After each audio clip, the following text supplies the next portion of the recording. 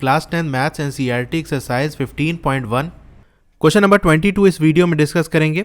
वही जो एग्जाम्पल 13 का फर्स्ट वाला पार्ट था उसी से रिलेटेड बात की जा रही है। Complete the following table. तो भैया 13.1 में क्या था हमारा, तो 13 में डाइस को थ्रो किया जा रहा था। ठीक है, बस इतना सा नहीं लिख सकता था, 13 वो कह दिया। चलो ठीक है, मतलब डाइस को फेंका जा रहा है और बेसिकली दो डाइस हैं जिनको फेंका जा रहा है।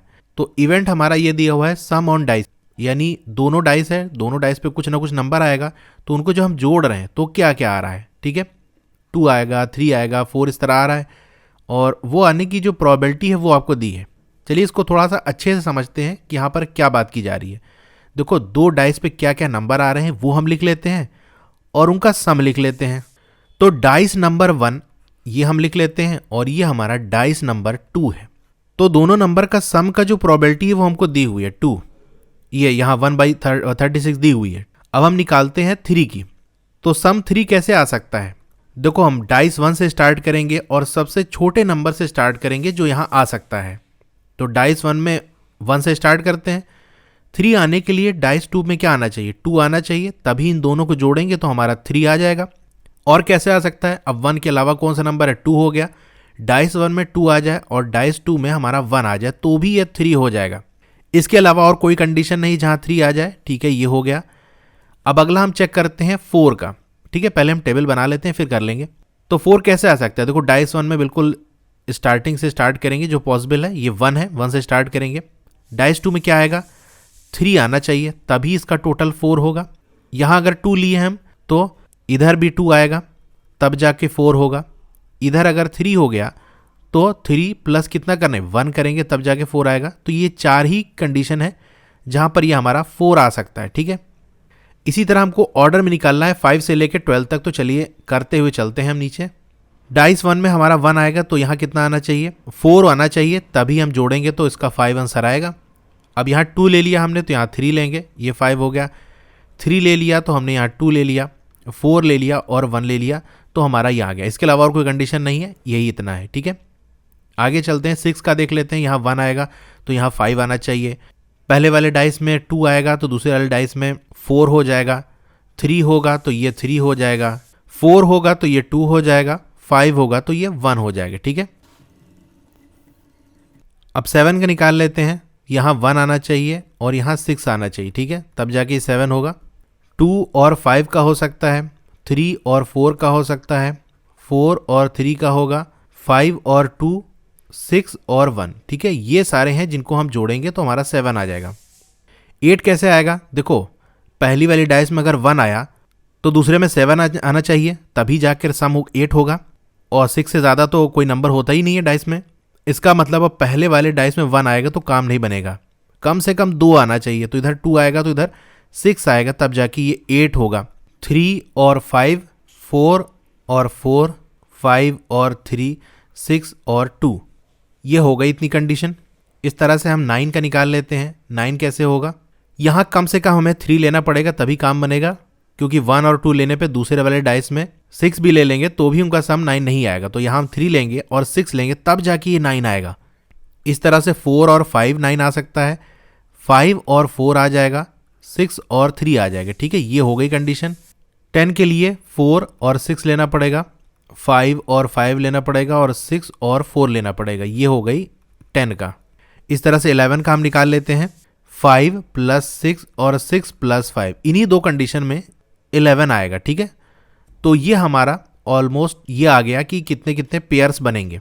तो यहाँ पर कितने पेयर्स बनने हैं जिनका सम 3 आ रहा है, तो ये हमारे 2 हैं। ठीक है, और ये कितने हैं जिनके सम आ रहा है 4, तो ये ऐसे 3 हैं हमारे। तो चलिए साथ में प्रोबेबिलिटी भी निकालते जा रहे हैं। टोटल कितने पेयर बनेंगे, आपके बुक में पूरा टेबल बनाकर दिया हुआ है, वहाँ से भी आप देख सकते हो। या सिंपल ऐसे याद रखो, अगर 2 डाइस को फेंका जा रहा है तो दोनों डाइस में जो नंबर्स आ सकते हैं उनके टोटल को मल्टीप्लाई कर देंगे।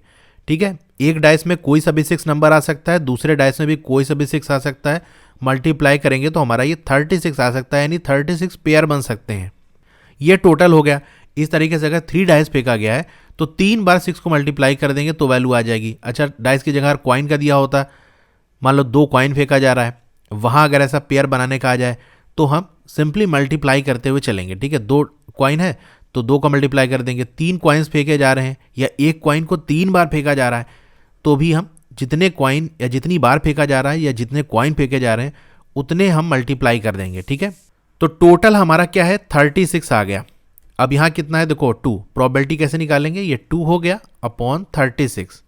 तो यहाँ आप लिख सकते हो 2/36। 4 की क्या होगी, देखो यहाँ पर 3 निकला हमारा और 36, यानी ये 3/36 आंसर हो गया। 5th की बात कर लें तो देखो यहाँ पर टोटल कितने हैं, 4 पेयर्स बनने हैं। और 6 की बात करें तो यहाँ 5 पेयर बनने हैं, तो इसको भी लिख लेते हैं हम। 5 के केस में कितने पेयर बनने हैं, 4 बनने हैं, 4/36। 6 के केस में 5 बनने हैं, 5/36। 7 केस में कितने बनने, देखो 1 2 3 4 5 6, तो टोटल ये हमारे 6 पेयर्स बनने हैं, तो 6/36 हो गया। यहाँ कितने बनने हैं, 5 बनने हैं। ठीक है, तो 8 के केस में देखो ये तो दिया ही था हमारा 5/36। 9 का देख लेते हैं, तो 9 हमारा देखो 1 2 3 4, ये 4 हो गया, और ये हमारा 1 2 3 हो गया, और ये हमारा कितना हो गया 2 हो गया, 4 3 2। तो यहाँ 4/36, उसके बाद 3/36, फिर 2/36, ये हो गया। तो ये टेबल हमारा कंप्लीट हो गया।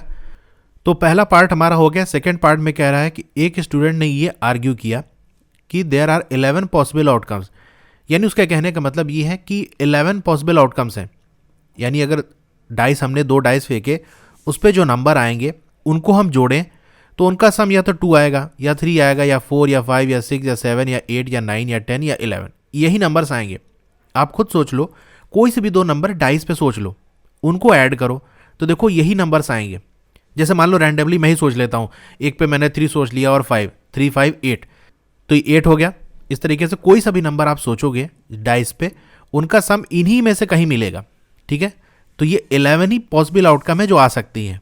सॉरी, ये 12 वाला भी रह गया। ठीक है, 2 से लेके 12 तक। ठीक है, therefore each of them has probability 1/11। तो 2 से लेके 12 तक कितने नंबर्स हो गए, 11 हो गए, क्योंकि 1 तो हम काउंट नहीं कर रहे हैं। तो कह रहा है कि सबकी प्रोबेबिलिटी 1/11 होगी, यानी 2 आने की प्रोबेबिलिटी भी 1/11 होगी, 3 आने की भी 1/11, 8 9 10 सबकी 1/11 ही होगी। क्या आप एग्री करते हो इस आर्गूमेंट से? अपने आंसर को आप जस्टिफाई करिए। तो भाई एग्री नहीं करते, ये बात गलत है। क्यों गलत है? क्योंकि सबकी प्रोबेबिलिटी अलग है। नंबर्स के सम 2 आएंगे, इसकी प्रोबेबिलिटी क्या है, देखो हमने निकाला था 2/36। नंबर्स का सम 3 आएगा, इसकी प्रोबेबिलिटी हमने निकाला था 3/36। तो सबकी प्रोबेबिलिटी अलग है। जैसे मैं यहाँ दिखाऊं, कंपेयर कर लेते हैं हम, ये 7 वाले से हम कंपेयर कर लेते हैं। देखो 7 आने की प्रोबेबिलिटी ज़्यादा है, यानी डाइस पे 2 नंबर्स आए, उनको हम जोड़ेंगे तो उसका सम 7 आएगा। इसकी प्रोबेबिलिटी ज़्यादा है। क्यों ज़्यादा है? क्योंकि अगर 1 और 6 आ गया तो भी 7 हो जाएगा, 2 और 5 आ गया, 3 और 4 आ गया, 4 और 3 5 और 2 और 6 और 1 इतने सारे आएंगे, तो इन सब का सम क्या होता है, 7 होता है। लेकिन वहीं अगर हम इसका केस देखते हैं 3 आने का, तो 3 सम तभी आएगा जब 1 और 2 दिखे या 2 और 1 दिखे। तो आई थिंक अब आप समझ गए होंगे कि ये जो यहाँ पर लिखे हुए हैं ये जस्ट एक नंबर नहीं है, बल्कि डाइस पे आने वाले जो 2 नंबर्स हैं दोनों डाइस पे, उनके सम है। और ऊपर हमने निकाला भी था कि सब की देखो प्रोबेबिलिटी अलग है, 2 के आने की प्रोबेबिलिटी अलग है, 5 की अलग है। ठीक है, और भी क्वेश्चन के सॉल्यूशंस की वीडियो देखनी है तो नीचे डिस्क्रिप्शन में आपको चैप्टर वाइज प्लेलिस्ट का लिंक मिल जाएगा, वहां से क्लिक करके देख सकते हो। Okay, thank you.